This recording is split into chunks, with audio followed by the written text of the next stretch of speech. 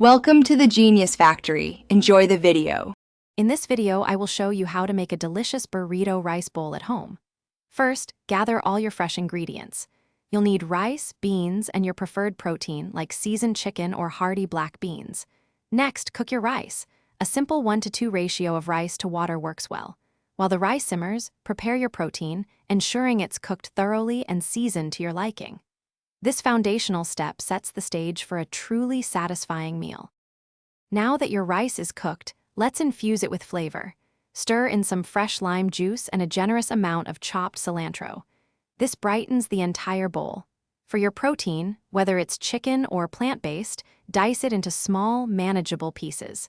This ensures every spoonful has a balanced mix of ingredients. Don't forget to season your beans. A little chili powder can add a wonderful depth of flavor. With your base ready, it's time for the exciting part: toppings. Chop fresh vegetables like crisp lettuce, juicy tomatoes, and thinly sliced red onion. Prepare your favorite additions such as a vibrant salsa, creamy guacamole, and a dollop of sour cream.